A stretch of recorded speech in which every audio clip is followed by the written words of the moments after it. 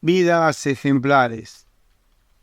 San Juan Bosco, protector de los niños. San Juan Bosco, el fundador de la Pía Sociedad Salesiana, la congregación destinada a proteger a la juventud, a ayudar a los niños. Es una de las glorias de Italia y uno de los más grandes benefactores de la humanidad. Su ejemplo ha fructificado, fundándose en todas partes del mundo sociedades para ayudar a la juventud y niñez desvalidas. Y su obra perdurará perenne hasta la consumación de los siglos. He aquí un brevísimo resumen de su obra magnífica. La ejemplar vida de San Juan Bosco comenzó el 17 de agosto de 1815, cuando vio la luz primera en Becci, pequeña aldea del Piamonte perteneciente al entonces Reino de Cerdeña, de la Alta Italia. Sus padres fueron Francisco Bosco y Margarita Occhiena, dos pobres campesinos que a puras penas podían comer junto con sus otros hijos, Antonio, de 13 años de edad, y José, de 2. Apenas tuvo edad suficiente, Juanito ayudó a su madre, que había quedado viuda. A diario llevaba las vacas a pacer.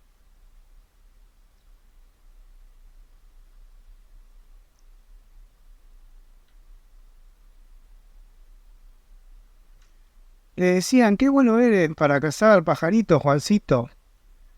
Me da pena hacerlo, pero los vendo en el mercado, en Chieri. Lo que gano ayuda a mis padres. Después de vender sus pajarillos en el pueblo, Juancito observaba con especial interés las suertes que realizaban los saltimbanquis, que no faltaban nunca. Las suertes de aquellos cirqueros, su forma de llamar la atención de la gente, entusiasmaban al pequeño pastorcillo. A los 9 años, Juancito tuvo un profético sueño. Peleaba contra unos niños que blasfemaban y decían malas palabras cuando nuestro Señor se le apareció y le dijo: no, hijo mío, así no. Tú debes encauzarlos por el camino del bien, pero no a golpes, con dulzura, con amor. Y él en el sueño le decía: ¿y cómo lo haré si no sé leer ni nada, Señor? Yo te daré maestra y ella te guiará siempre. Al día siguiente, él decía: me duele todo el cuerpo como si hubiera peleado. Le respondieron: es que vas a ser capitán de bandoleros. Otros le decían: no, vas a ser pastor, o quizás sacerdote. Él le dijo: sí, mamá, pero para eso necesito aprender y escribir. ¿Me dejarás hacerlo? La madre dijo: sí, cuando sea tiempo. Con la ayuda de un vecino que sabía leer, Juancito aprendió el silabario. Él decía: ahora sí me sé todas las vocales. A, E, I, O, U. Le decían: bravo, eres muy inteligente, Juancito. Después de algún dinero que le sobró de la venta de sus pajarillos, compró un viejo catecismo. Leyéndolo a sus amigos pastorcillos, se ganó aún más su amistad. Pero para eso, ya antes había tenido que convencerlos de su vocación. Le decían: ven, Juancito, vamos a jugar. Él dijo, no, no iré, aunque me peguen más, yo quiero ser pastor. Juancito pensó que haciendo la suerte de cirqueros podría ganarse la amistad de más niños y así encauzarlos hacia la iglesia, hacia la religión, y empezó a aprender todas las suertes. No obstante, la primera vez que asombró a su vecino fue un domingo en que les repitió íntegro, palabra por palabra, el sermón que el cura acababa de pronunciar en la misa. Ellos decían, qué prodigio es Juancito, el pastor de los Pecci. En marzo de 1826, Juancito Bosco hizo su primera comunión. En un pueblo cercano a su casa, llegaron unos predicadores y su fama atraía a toda la gente. Juancito era uno de los que no faltaban un solo día a escuchar los sermones. Así fue como le dijeron, veo que no has dejado de venir un solo día. ¿Te interesan los sermones? Él respondió, mucho, don Caroso. Son maravillosas esas historias de Cristo. Le dijeron, eres muy chico para comprenderlas. Vamos a ver. Te daré una moneda por cada palabra que me repitas del sermón de hoy. Bosco dijo, va usted a perder muchas, don Caloso. Juancito repitió palabra por palabra no solo el sermón de ese día, sino los de todos los anteriores ante el asombro del anciano don Caloso. Sorprendente. Ven a la iglesia todos los días y yo te daré algunas lecciones, valdrá la pena. Bosco dijo, sí, don Caloso, muchas gracias. Don Caloso cumplió su promesa y Juancito, terminadas sus labores, asistió por un tiempo a tomar las clases. Pero en su propia casa, Juancito comenzó a sufrir la inconsistencia de su hermano. Él decía, no más lecciones, no le sirven de nada a un pastor como él. Además, aquí hace falta en la casa para ayudarme. La ira de Antonio aumentó de tono y Juancito tuvo que dejar la casa. Así fue como la madre le dijo, si quieres seguir tus estudios tendrás que irte a otra parte. Adiós, hijo mío, cuídate mucho y que Dios te bendiga. Durante 2 años trabajó en la casa de los Moglia, sus parientes lejanos, ganando 15 liras anuales. Pero aquello no era para él. Y un día se decidió a pedir ingreso en la escuela de Castelnuovo.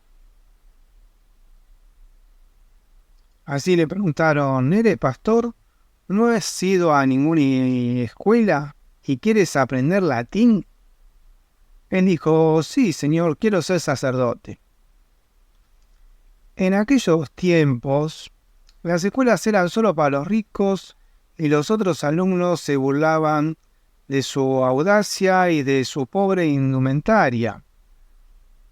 Un pastor que quería aprender latín. Su sensibilidad y sus lágrimas le abrieron finalmente las puertas de la escuela comunal de Castelnuovo. Era tal su inteligencia que ni los mismos maestros creían que eran de él sus lecciones. Ellos le preguntaban, di la verdad, Bosco, ¿a quién le copiaste la lección? A nadie, maestro. El rincón de alguna casa o el mismo portal de la escuela fueron el albergue de Juancito durante esos años de estudio. Poco tardó en granjearse la simpatía y el cariño de sus ricos compañeros. Ellos decían, miren las obras de San Alfonso de Ligorio, Quisiera comprarlas, pero cuestan 20 libras. También se decía, ¿por qué no vas a la feria? Hay una cucaña y en la punta hay 20 liras. Si logras subir, serán tuyas. Juancito no oyó el consejo 2 veces, recordando sus tiempos de prestigiador infantil, comenzó a subir por el palo al cebado. Él dijo, gracias a Dios, ahora sí podré comprar los libros, tengo las 20 libras. En solo 2 años estudió todo el curso de primaria y cuando terminó fue a casa a visitar a su madre, que tuvo mucha felicidad en volver a verlo. Él le comentó, quiero irme a Chieri, mamá. Ahí hay un liceo y un seminario en Castelnuovo. Ya no puedo aprender más. Ella le decía, ¿pero con qué pagarás los estudios, tus comidas, tus vestidos? Juancito recurrió a sus vecinos y entre todos cooperaron para su viaje, conociendo su talento y valía la pena ayudarle. Ellos decían, toma Juancito, es todo lo que puedo darte, un saco de papas. Él siempre daba las gracias. Con aquella ayuda, llegó hasta Chieri y fue al liceo. Los profesores decían al jugar por apariencia, este o es necio o es un burro. Él decía, soy algo entre esas cosas, profesor, un muchacho con buena voluntad de aprender. La sinceridad y modestia de Juancito ganaron el corazón del maestro y en un segundo, así fue como le dijo, pues si es así, estás en buenas manos, yo te ayudaré, pasá a la clase. Un día Juancito olvidó su libro de gramática y ello sirvió una vez más para probar su privilegiada inteligencia.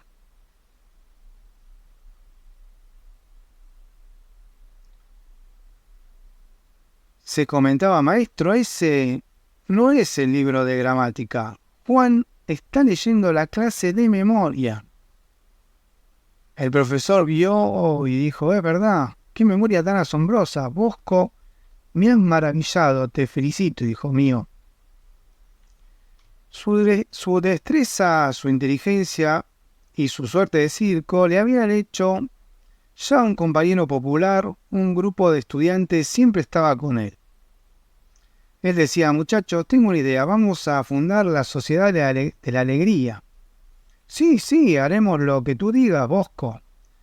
Bien, pero no podrán pertenecer a la sociedad los que blasfemen, los que digan mentiras, ni los ladrones, los flojos, y además, los socios deben ser buenos cristianos.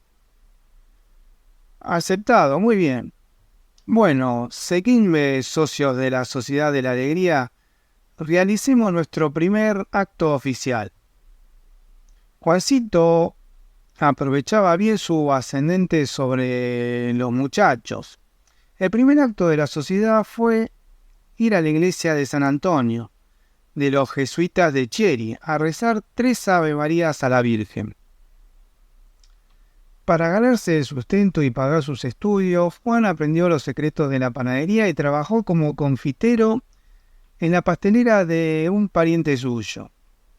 Así fue como le decían, has aprendido pronto, Juan, quédate a trabajar conmigo siempre, te hago socio del negocio. Juancito decía, no, José, este no es el camino que Dios me ha señalado. Indeciso, sin saber qué camino tomar, al terminar el liceo, Juan creyó encontrarlo al toparse un día con un fraile franciscano. Él dijo, ya está, me haré fraile. En la Pascua de 1834, Juan Bosco ingresó al seminario franciscano de Chieri. En sus estudios, él era el primero y como buena alma, no había quien le ganara defensa de los débiles le ganó incontables amigos. Él siempre protegía, por ejemplo, diciendo: vamos, déjalo, no le hagas daño, no seáis perversos, defendiendo a un chico. El 25 de octubre de 1835, Juan Bosco vistió por primera vez los hábitos de los seminaristas. 6 largos años pasó Bosco en el seminario estudiando teología, historia sagrada y 1000 materias más. Finalmente, el 5 de julio de 1841, Juan Bosco fue ordenado sacerdote por el ilustrísimo arzobispo de Turín. Una vez más fue a visitar a su madre en búsqueda de consejo. Él decía: no sé qué hacer, madre, quiero entrar al convento de los franciscanos. Y encerrarte ahí para siempre, le decía la madre. Piénsalo bien antes, Juan. Ve cuál es tu vocación y toma el camino que el corazón te indique. El sueño de la infancia, sus niños, vinieron a su memoria y con el consejo de su madre y de algunos amigos tomó su decisión. Ahora era ya Don Bosco, ostentaba el cariñoso don que los fieles italianos dan a sus sacerdotes y decisión fue de él seguir estudiando.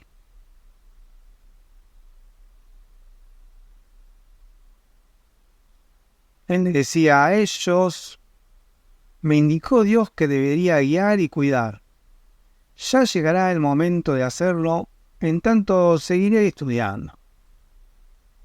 Cierto día, Don Bosco preparábase para decir misa en la capilla de la iglesia cuando un llanto infantil llegó a sus oídos. ¿Qué pasa, señor sacristán? ¿Por qué golpea a ese niño? Él le dijo: se coló aquí y le ordené que le ayudara a usted en la misa, pero el malvado dice que no sabe hacerlo. Él dijo: pues eso no debe usted pegarle por ese acto. Ven acá, amigo. ¿Has oído misa? ¿No? Pues ven conmigo en la capilla, no hace tanto frío. Terminada la misa, Don Bosco habló con el pequeño. Mi pobre Bartolomé, eres huérfano y no tienes trabajo. Ven conmigo todas las tardes, yo te enseñaré a leer y escribir y te conseguiré un empleo. Y nadie más te pegará porque yo voy a protegerte. Recemos un poco. ¿Cuán lejos estaba Don Bosco de imaginar que aquel pequeño era el primero de sus pilletes, que hoy suman millones en todo el mundo? Niños huérfanos, pobres, descarriados, que han encontrado digna de vivirse la vida gracias al cariño y a las enseñanzas de Don Bosco y sus sucesores. Desde entonces, Don Bosco recorría las calles de Turín, recogiendo a niños pobres a quienes les daba alimento, vestido y, lo que es más importante, cariño. Al terminar sus estudios en Turín, Don Bosco comunicó a Don Cinzano, un viejo sacerdote amigo suyo, sus planes para el futuro. Él dijo: me iré de misionero, Don Cinzano, cuidaré de los niños en las misiones. No haga eso, Don Bosco. Yo ya tengo aquí una misión más importante para usted. Días después, Don Cinzano presentó a Don Bosco con la condesa Verolo, filantrópica y rica dama de Turín.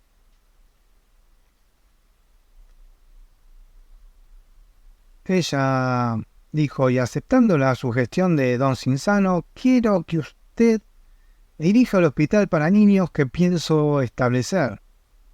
Él dijo: condesa, es un honor para mí. Don Bosco se hizo cargo de aquel puesto, pero no podía olvidar a sus pilletes. Él dijo, y quiero pedir permiso para que mis pilletes vengan al hospital a tomar clases y a jugar un rato. La condesa le dijo, concedido, don Bosco, sus pilletes pueden venir cuando quieran. Pronto más de 200 niños llegaron a asistir a las reuniones de don Bosco. Entre ellos había niños desamparados, huérfanos, pero también algunos de las cárceles juveniles.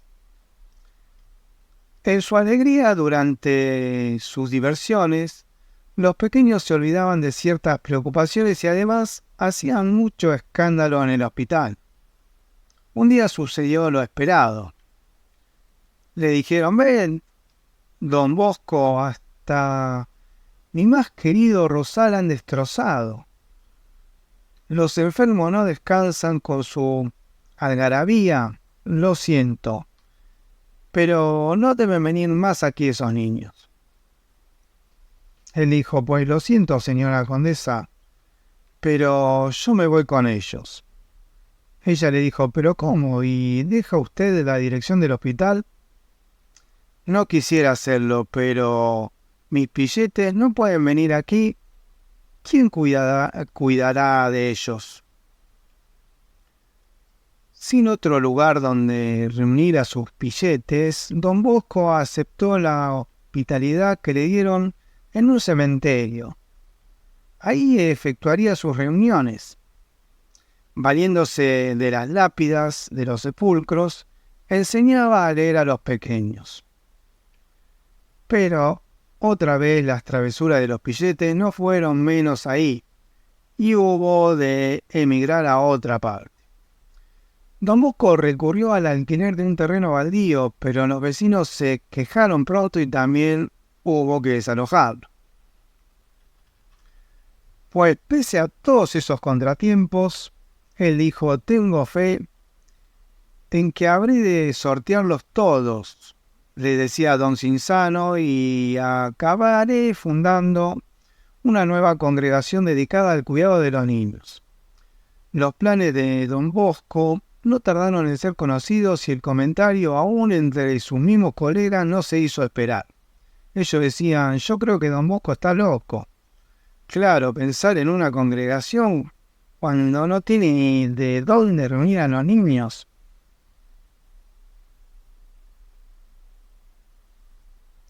Él decía, creo que estos cuartos están bien alejados de la ciudad, mis pilletes no molestarán a nadie. Bueno, a casi nadie. Alquilados aquellos cuartos, don Bosco fue en búsqueda de su madre. Ven conmigo, madre, me ayudarás con mis pilletes y estaremos juntos nuevamente. Ella le dijo, no sabes cuánto me duele dejar esto, mi casa, mi tierra, pero si tú me lo pides, iré, hijo mío. Escasos de recursos, madre e hijo tuvieron que hacer a pie el recorrido desde Becci hasta Turín. Con limosna, con donativos a base de grandes sacrificios, don Bosco y Margarita, su madre, daban de comer diariamente a más de 400 rapazuelos. Sin embargo, diariamente don Bosco llegaba a su hogar con un nuevo niño y su especialidad no eran precisamente los más buenos. Un día, en una calle, un grupillo de maleducados se atrevió a burlarse de él. Ah, ¿a mí me habláis? ¿Tenéis sed?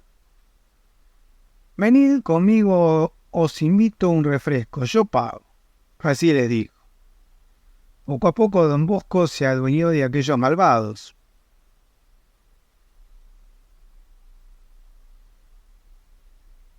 Después del refresco le dijo, bueno, es hora de irse a casa. Ellos dijeron, nosotros no tenemos casa.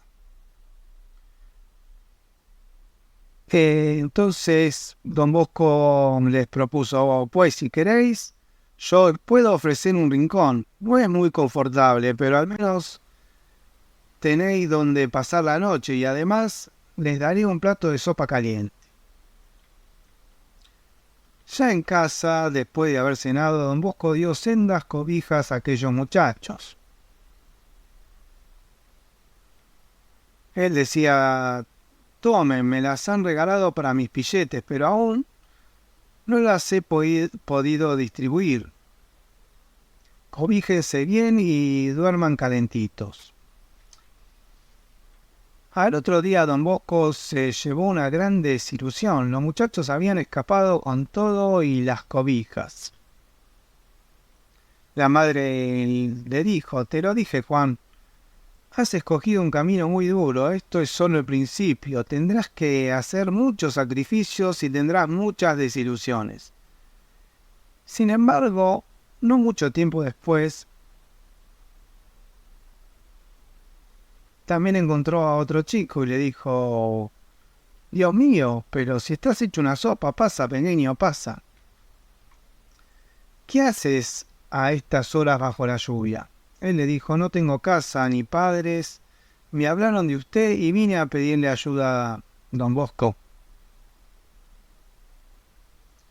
Él dijo: a este sí podremos darle alojamiento, ¿verdad, madre?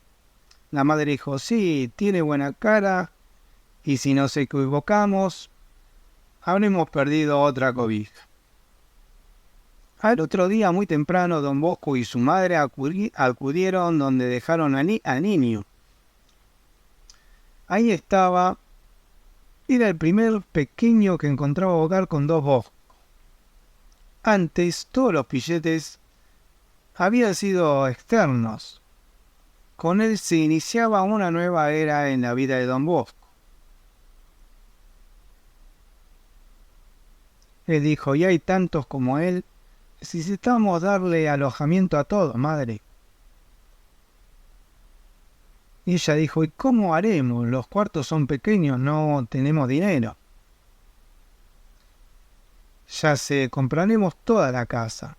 Pero hijo mío, ¿de dónde vas a sacar el dinero para pagarla? No nos faltará, madre, Dios nos ayudará. Con su infinita fe en Dios, don Bosco hizo la compra.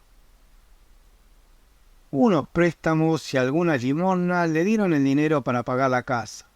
Así fue como él dijo: ahora sí, pilletes, entrad y haced lo que quieras, destruidla si os place. Al fin tenéis un hogar. Pero aquellos eran tiempos turbios para la iglesia, para los católicos. Fanáticos ateos que antes atacaban de palabra, llegaron a la acción y hasta iban a apedrear a los pilletes. Así fue don Bosco como dijo: hijos míos, pilletes, Dios no quiere que peleen. Entren a casa y ya no les harán daño. Por favor, hijos míos. Pero ahí no paró todo. La enorme maldad de aquellas gentes llegó hasta hacerlas tratar de matar a don Bosco.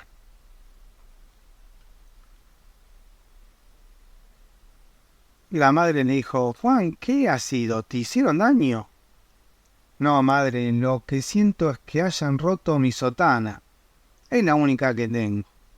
Otra noche, don Bosco, una moribunda, desea que vaya usted a verla. Es urgente y agoniza. Él dijo: sí, ahora voy, esperen un segundo. Y le dijo a uno de sus pilletes: ahora sí, vamos, sígame, Luis, Pedro y José. Don Bosco había ya sospechado algo malo y lo confirmó cuando llegaron al lugar donde debía estar la moribunda. La moribunda era un grupo de fascinerosos pagados que tenían orden de dar muerte al buen sacerdote. Pero como siempre, don Bosco salió bien liberado. Él dijo después de la golpiza: sí, estoy bien, solo que casi pierdo medio pulgar. Otro extraño episodio en la vida de don Bosco fue la presencia de Gris, que un día se acercó a él en la calle. Él pensó, Dios mío, qué perrazo, afortunadamente parece que trae buenas intenciones. Desde aquel día Gris, como lo llamó, nunca se separó y siempre lo defendió. Él pensó, esos hombres me siguen hace rato, he tratado de despistarlos, pero no dejan de seguirme. Al llegar a un lugar oscuro y apartado, los hombres se lanzaron contra él y trataron de cubrirlo con una manta negra. Él decía, malhechores, ¿qué queréis de mí? Pero Gris, siempre alerta, saltó sobre los dos hombres, mordiéndolos a diestra y siniestra. Ellos decían, por favor, no poco, quítenos a este animal de encima. Bueno, pero prométame no volver a molestarme jamás. Y así innumerables ocasiones, pero un día, igual que apareció Gris desaparecido. Don Bosco dijo, Gris, ¿dónde se ha metido? Ha desaparecido. Don Bosco poseía un don especial, adivinaba los pecados de sus pilletes, pero también tenía el don de saber tratar a cada niño como lo necesitaba, y todos querían confesarse solo con él. Don Bosco seguía haciendo planes para su congregación con su secretario Cagliero. Le decía, he pensado bien, Cagliero, la nueva orden debe estar inspirada en San Francisco de Sales. Sí, don Bosco, será la orden de los salesianos. Necesitamos que muchos pilletes que tengan vocación se conviertan en sacerdotes sin que el Vaticano nos conceda todas las prerrogativas que tienen otras congregaciones. También decía, pero eso lo dejaré para después. Y buen Cagliero, ahora lo que me preocupa es la construcción de la iglesia y nuestros talleres. En efecto, sin un solo centavo en la bolsa y contando únicamente con la ayuda del cielo, don Bosco se echó a cuesta la construcción de la iglesia y unos talleres para sus muchachos. Y claro, de nuevo salió triunfante en la empresa, cada vez que tenía un sueño providencial que le serviría de inspiración. En los talleres, los niños aprendían oficios, imprentas, zapatería, sastrería y otros de suma utilidad para ellos. Terminada aquella obra, don Bosco dedicó gran parte de su tiempo a escribir las bases para la fundación de la Orden Salesiana. En febrero de 1838 embarcó en Génova hacia Roma para ir personalmente al Vaticano a conseguir la autorización para su congregación. El viajecito fue un verdadero suplicio. Todo el tiempo se lo pasó mareado el bueno de don Bosco. Su Santidad Pío IX recibió inmediatamente a don Bosco. Le dijo, conozco vuestra obra, don Bosco, y brindaré todo mi apoyo. Dejadme vuestro proyecto y será estudiado. En tanto, recibid mi bendición por vuestra labor de protección en la infancia, y tener la seguridad de que Dios está complacido por ello. 4 años después, el 14 de mayo de 1862, y en vista de que la aprobación no llegaba, don Bosco decidió fundar la Sociedad Salesiana extraoficialmente, y el 17 de sus alumnos hicieron votos con él. Aquellos primeros 17 alumnos, miembros de la Orden Salesiana, habrían de multiplicarse con el tiempo. En 1863 eran 39, en el 64 61, en 1874 320, en 1888, cuando murió don Bosco, 768, en 1910 3.996, en 1930 10.000 y hoy hay unos 30.000 salesianos. En exceso de trabajo, casi 20 horas diarias, minó la salud de don Bosco, quien un día sufrió un desmayo en plena calle. Pero ni su enfermedad le hizo abandonar su labor. Trabajando muchas veces vio salir el sol. ¿Sabes, Cagliero? Anoche tuve un sueño muy hermoso. Soñé con una iglesia muy bella, muy grande, que debíamos dedicar a María Auxiliadora. Vamos a construirla. Pero, don Bosco, si estamos llenos de deudas. Su respuesta fue la de siempre: Dios proveerá. Y se lanzó a la construcción de aquella iglesia. Él dijo: Dios mío, pero si es la misma que soñé, y a usted no le practiqué como era, ingeniero. Hágala, cueste lo que cueste. Y en efecto, Dios proveyó el dinero para la iglesia. Un día le dijeron: don Bosco, mi amo quiere que vaya usted a su casa a curar a su niño, que ha sido desahuciado. Si lo hace, le dará una buena limosna. La fama de don Bosco hacía milagros. Corría como reguero de pólvora, pero él dijo: voy porque me interesan el dinero para la iglesia, pero yo no curo a nadie. Encomiendo mis enfermos a María Auxiliadora y ella es quien los alivia.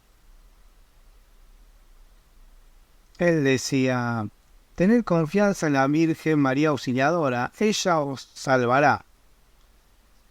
El niño sanó y don Bosco recibió una estupenda limosna que, junto con las recaudaciones de sus populares loterías, sirvió para la erección del templo de María Auxiliadora.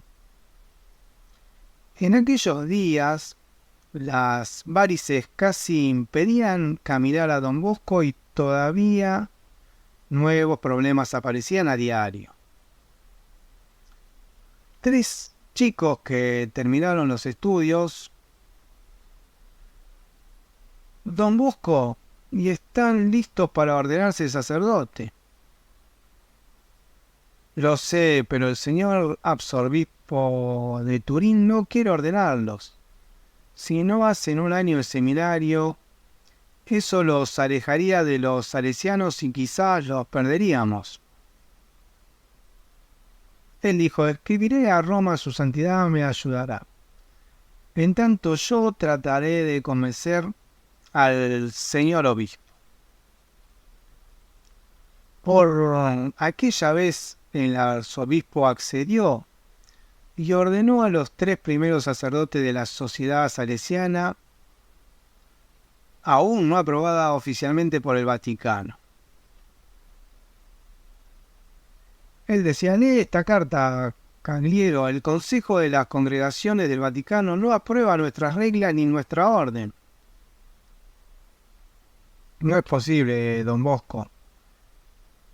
Pero no debemos ceder.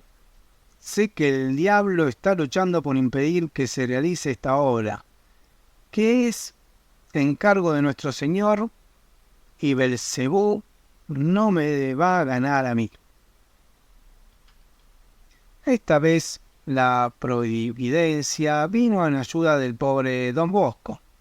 Al llegar a Roma para tratar de conseguir la aprobación de la sociedad, se dijo: el cardenal Berardi pone a sus órdenes este carruaje y le suplica lo use durante su estancia en Roma.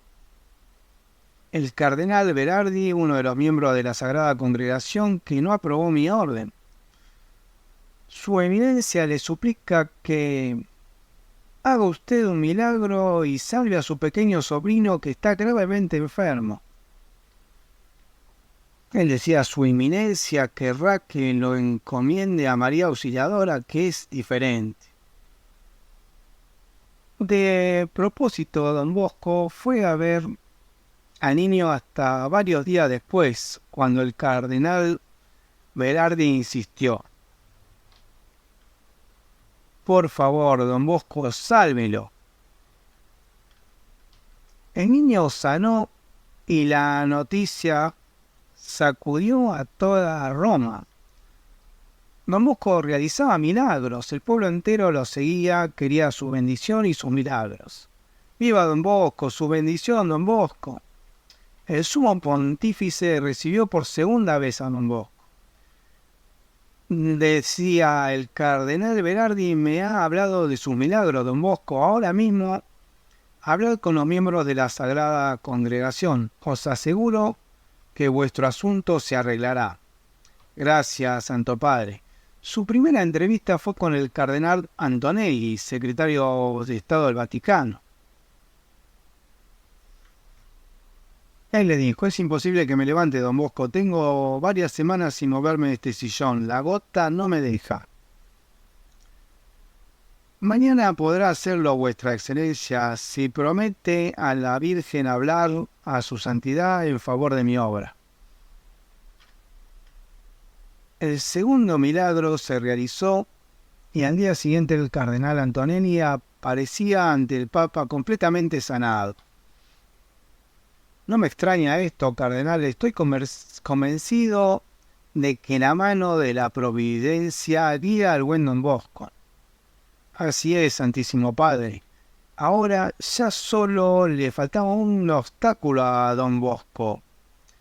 Monseñor Migliati, secretario de la Congregación de Obispos Irregulares, y el más obstinado opositor a dar la aprobación a la Congregación Salesiana. Cuando don Bosco se entrevistó con Monseñor Migliati, lo encontró iracundo, víctima de una fuerte gripe. Él le dijo, por favor, monseñor, vaya usted a hablar mañana con su santidad. En primer lugar, yo no apruebo vuestra idea. Además, esta tos no me deja un minuto de reposo. Don Bosco le dijo, María Auxiliadora le aliviará este mal. Si usted promete ir mañana a hablar al Santo Padre en favor de mi congregación. Y al otro día, Excelencia, don Bosco me ha convencido, como siga con estos milagros, su orden se le aprobará por unanimidad. Por fin, el 19 de febrero de 1869, el Vaticano aprobó la congregación de don Bosco, la Pía Sociedad Salesiana. Aquí tenéis, don Bosco, por lo que tanto habéis luchado, la Pía Sociedad Salesiana ha sido aprobada y su superior tiene derecho a ordenar sacerdotes. Para entonces los oratorios festivos de don Bosco, como él llamaba a sus escuelas, se multiplicaban. Varios más se fundaron en Turín y aún fuera de Italia fueron creados. Los niños lo adoraban. Él pensaba, Dios y la Virgen estarán satisfechos, los huérfanos tienen casa y los pobres educación. Algunos de ellos habrán de ser sus fieles servidores. Cuánta razón tenía don Bosco. Cabriero, mismo su secretario, había de llegar a ser cardenal y Rúa. Otro de sus pilletes lo había de suceder en su puesto y quizás hasta en la canonización. El tiempo pasaba y la salud de don Bosco era peor cada día. Casi había perdido la vista, pero su vigor era el mismo de sus días de pastorcillo. En 1874 comenzó a preparar su primera misión en América. El 14 de noviembre de 1875 partieron hacia Argentina los primeros misioneros salesianos que habrían de repetir en el Nuevo Mundo la inmensa labor de don Bosco. Buenos Aires, la Patagonia, la Tierra del Fuego, fueron los primeros lugares en recibir la bendición de las misiones salesianas. Don Bosco, aquí están María Mazzarello y don Pestarino, quienes desean fundar las asociaciones de María Auxiliadora. Sí, desean hacer las niñas lo que nosotros hemos hecho por los viejos. Y así fue en 1880, con la bendición de Don Bosco, quedaron establecidas las hijas de María Auxiliadora. Esta nueva rama del árbol plantado por Don Bosco ha dado auxilio y educación a más de 1 millón de niñas en 75 años de existencia. Francia, España y otros países habían fundado oratorios y todos querían la presencia de Don Bosco. Niza y Marsella fueron visitadas por él y las multitudes lo recibían como un verdadero santo. En Marsella, Don Bosco se vio sumamente grave. Un vómito de sangre lo hizo caer en la cama por varios días. Al regresar de Italia, Pío IX, que estaba por morir, lo mandó a llamar para despedirse de él. Le dijo: no os arrodilles, mi buen Don Bosco, acércate a mí. Lo he llamado para despedirme de vos. Escribid a vuestros hijos lo que os digo. Vuestra congregación florecerá, se multiplicará y perdurará por los siglos. Las lágrimas bañaban el rostro de Don Bosco. Sabía que era la última vez que veía a aquel hombre, aquel santo padre de la iglesia que tanto le ayudó en su obra. De todas partes de la tierra acudían a pedir algún milagro a Don Bosco y estos se repetían diariamente asombrando al mundo entero. Y hechos como este se veían casi a diario. Don Bosco, por favor, alívieme a mi hijita. Él siempre decía que se encomiende a María Auxiliadora, persígnate pequeña. Imposible, Don Bosco está paralítica. Ante el asombro general, la niña movió sus bracitos. ¿Ves? Lo hiciste muy bien, pero no has dicho las palabras. Es que también está muda, Don Bosco. Vamos, pequeño, prueba conmigo, repite, en el nombre del Padre, del Hijo y del Espíritu Santo. Ella dijo, en el nombre del Padre, del Hijo. Mamá, me ha curado Don Bosco.